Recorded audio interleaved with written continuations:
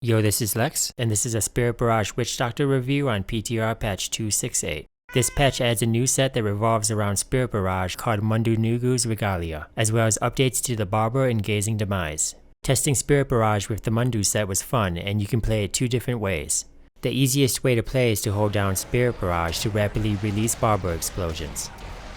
A more advanced way to play is to cast Spirit Barrage 3 times for Phantasms, and let them build up more damage. Building up explosions adds complexity to the playstyle and are very satisfying to see.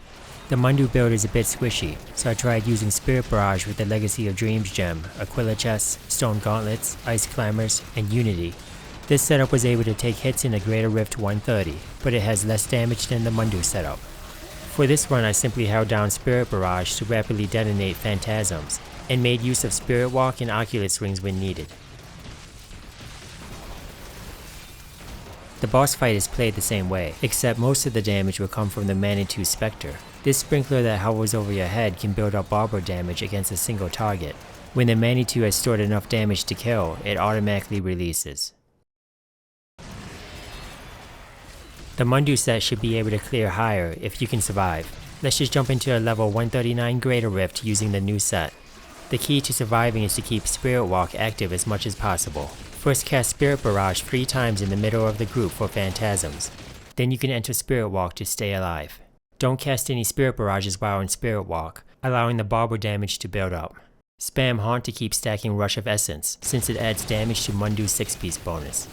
When Spirit Walk ends, cast Spirit Barrage 3 times to refresh the Phantasms, causing the built-up damage to explode. Make sure you're standing close enough to activate Grave Injustice. If enough enemies die, Spirit Walk can be used again immediately, and the rotation can be repeated.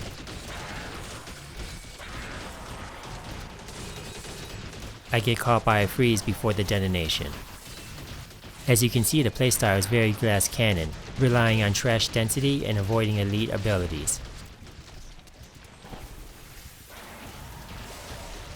It's a good idea to drag elites to groups of trash for more splash damage and Grave Injustice procs. Not having any trash to kill prevents me from using Spirit Walk.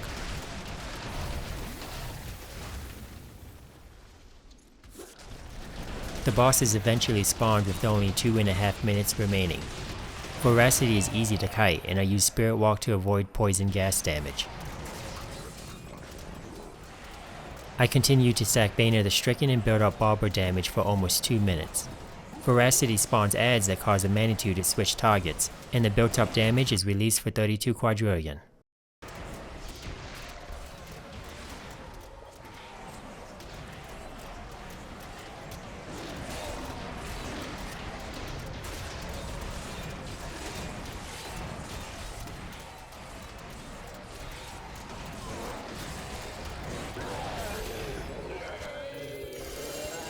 After I did this run, there was an update on the PTR. Mundu's 4-piece bonus went from 50% to 60% damage reduction, which was much needed. The biggest change was the Ring of Emptiness no longer requiring both Haunt and Locust Swarm. This frees up a skill slot, making it possible to use a signature spell with Vision Quest for 40% more damage, as seen here in a Greater Rift 140. Other options include Horrify for fear and 50% armor, or Pronado for suckage and 15% more damage.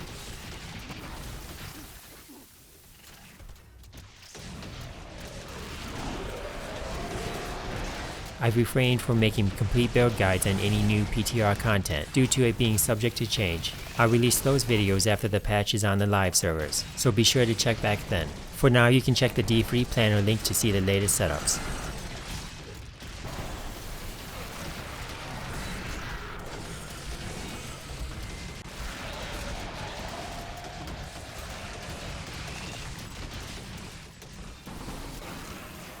Another change on the PTR was slightly reducing the Manitou's attack speed. This doesn't hurt the trash killing much, since Phantasms do most of the damage. Rift Guardians take a little longer with this change. I was still able to kill this boss in 3 minutes and 13 seconds.